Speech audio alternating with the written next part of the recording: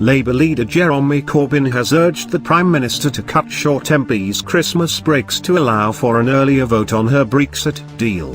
MPs are due back in the Commons on 7 January, and Theresa May has said the vote on the EU withdrawal agreement will take place the following week.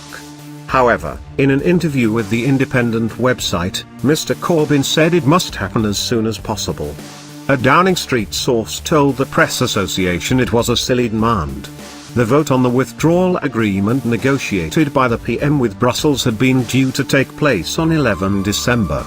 It was postponed by the PM when, after 3 days of debate, it became clear it would be rejected by a significant margin. There was widespread anger among opposition parties when Mrs. May told MPs they would not vote until mid-January. The UK is due to leave the EU on 29 March.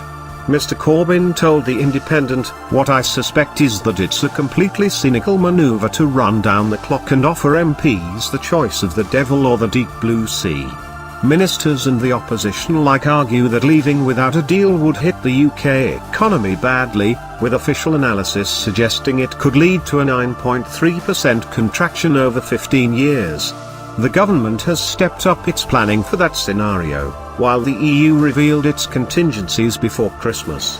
Pressed on whether he believed Mrs. May should recall Parliament a week early, on 2 January, Mr. Corbyn said it was in her hands. "I want us to have a vote as soon as possible, that's what I've been saying for the past 2 weeks, and if that means recalling Parliament to have the vote, let's have it," he said. Before Christmas, Labour tried, and failed, to force a no-confidence vote in Mrs. May as Prime Minister. But Mr. Corbyn stopped short of calling for a confidence vote in the government that could potentially trigger the snap general election Labour says it wants. In his interview, the Labour leader again insisted it was a matter of timing. "We've made clear it's a question of when, not if, we do a vote of no confidence in the government. Obviously we do it at a time when their confidence is the lowest ever, which I suspect will be after they've lost the vote."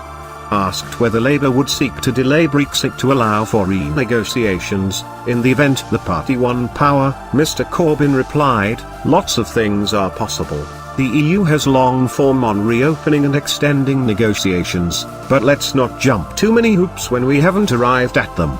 Responding to the article, a Downing Street source was quoted by Piers saying, "Instead of make